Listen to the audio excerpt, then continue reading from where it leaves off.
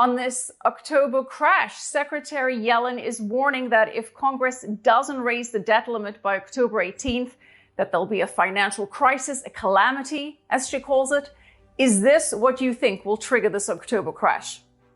Well, I think it's already been triggered personally, because after I posted that market crash, the S&P 500 is really the S&P 7, and it's being held up by Treasury Secretary Yellen and Powell. So there's no correlation between the economy and what Yellen and Powell are doing. Now, I say one more thing, is that I'm a little strange in that I like crashes. So this next crash is going to be really, really good, but it'll bring down gold, silver, Bitcoin, stocks. But the good news is a crash is a good time to get rich. So that's why I'm optimistic, and I'm very optimistic on gold, silver, and Bitcoin, not on stocks. Well, the big debate is there inflation or deflation? And if you look historically, what's happened today is the nominal debt to GDP is a correlation of M2, the volume of money, times the velocity of money. Right. And the reason Yellen and Powell are scrambling is because they've expanded M2, so everybody thinks there's going to be inflation. But velocity of money, which is what Jim Records and I always talk about, the velocity of money is plummeting. People are not spending. So they pump all this money in, prices go up. Meanwhile, the Asians are catching up now. The ports are finally open. So it is transitory inflation. But the problem is we're stacked with this massive debt, and all it's done is bump up the stock market and real estate market. The money has not gone into the economy. That's the sad part. So the rich get richer, but the poor and middle class are getting poorer. It is tragic what's happening today. What's the trigger that really shatters investor confidence in the equity markets? I don't know what it'll exactly be, but you can't keep printing fake money. That's M2. And the velocity of money keeps dropping, but the debt keeps going up. So you and I don't have to go to Harvard to understand that's not good. They're just going to keep doing the same old thing. That's what we're doing today is actually going to kill the economy too, because you and I are now on, let's say, Zoom. So technology is going to wipe out more jobs. Like, who's going to fly? Who's going to stay at a hotel? I can now do more seminars in a day. I did one the other day. I did a recording in Europe.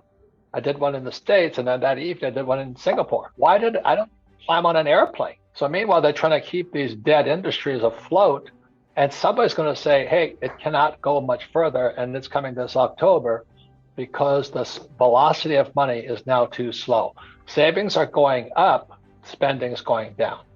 I'm interested, though, Robert, why you say that when this equity market crashes, that gold, silver, and Bitcoin are all going to crash as well. This is going to be the biggest crash in world history. We have never had this much debt pumped up. Debt is the biggest problem of all, but that's called M2, money supply. And the debt to GDP ratio is out of sight. So when it comes down, which it brings everything down with it, that's when I'm going to be buying more gold, silver, and Bitcoin. If I could say a couple of more things, is published this book here. It's called The Capitalist Manifesto. It comes out November 10th. And I want to give people the big picture. The reason I don't care for Yellen or Powell, because they're both Marxists. And when I say that, I get nailed, but I will read you a quote from Lenin. Okay, this is Vladimir. He says, the establishment of a central bank, this is a direct quote, is 90% of a communizing of a nation. That's Yellen and Powell. And the other statement from Lenin is, and this is in manifesto here, the best way to destroy the capitalist system is to debauch the currency. So Michelle, every time I've been on your program, I just say the same thing. I like gold, silver, Bitcoin because I don't trust the Treasury. I don't trust the Fed. And Ron Paul said we should end the Fed. I agree with him. They're actually Marxist organizations. And that's what I cover in my book coming out November 10th, the Marine Corps birthday, is we need the Capitalist Manifesto. And that's why our gold, silver, and Bitcoin are for capitalists. I'd say it's desperate people doing desperate things. And as you and I know, the stock market, like I said, it's not the S&P 500, it's the S&P 7. And the separation between the stock market and the economy has never been worse. I'm just disturbed because the money is staying only in the investor market. Every time the Fed does something, the Treasury does something, only guys like me get richer. But the money is not going into the real economy. They're not investing. They haven't invested for years in plant and equipment. So we have massive, massive unemployment and underemployment.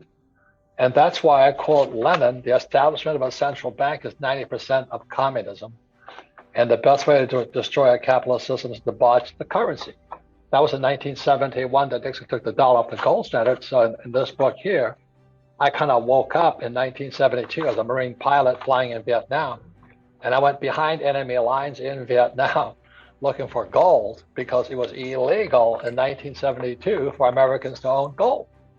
And yet you say that, Robert, that gold is going to crash in this, is along with the equities, along with everything else. So how does one protect one's assets if this crash that you're predicting does indeed happen, if you're saying that gold's going down with it too? Well, because I bought gold when it was $350 an ounce. You see, every professional investor knows it's not when you sell, it's when you buy. So I bought Bitcoin at 6,000 and 7,000. So I'm just saying, I'm a pure capitalist. When markets crash, it's the best time to get rich. So I'm getting very excited about a crash coming because the better stocks will come available. Unfortunately, Michelle, there would be massive social unrest. That's what I'm more concerned about, because we have not reinvested. The Fed and the Treasury have only invested in the investor class. They haven't invested in the working class. And the working class is without jobs, without pay, without this. Their 401ks are going to get toasted. And that's why I'm more saying I don't like what's happening. I mean, I live in Arizona.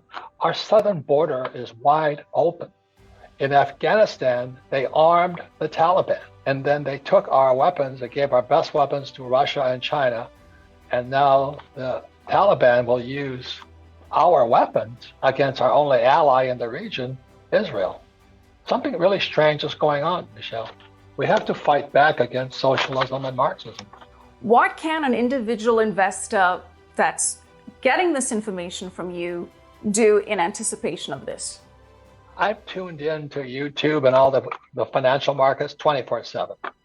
And that's one of the best things about technology. This COVID thing really pushed up technology. And I love YouTube. I listen to some of the most smart guys on planet Earth. And I was listening to Lacey Hunt, and he's talking about deflation. Then I listen to Rickards, and he talks about deflation. And Yellen and Powell, who work for the Fed and for the Treasury, they both worked for the Fed, which again is a communist organization. He'll say so in here. Time to wake up is what I'm saying. All right, but what should you do? Are you saying get out of equities, get out of your positions, stay in cash and keep that cash on the sideline to take advantage of the crash? What are you saying that an investor should potentially do in order to best protect their portfolio?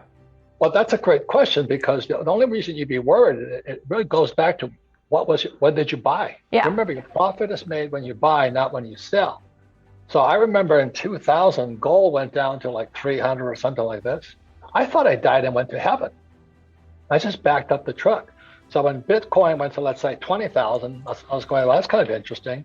So when it backed down to 3, then rebounded to 6, I picked it up at 6, and it's 41 today. So your profits are made when you buy, not when you sell. So if you're worried about your position, you probably bought too high. Do you think that after this October crash happens, that there'll be significant appreciation, a significant rally of all of those assets afterwards? I believe so. That's why I started this whole thing. I am very bullish gold, silver, and Bitcoin, but I'm very anti-Fed and Treasury. And I think it's very interesting that Yellen came from the Fed. And let me repeat Lenin again. The establishment of a central bank is 90% of communizing a nation.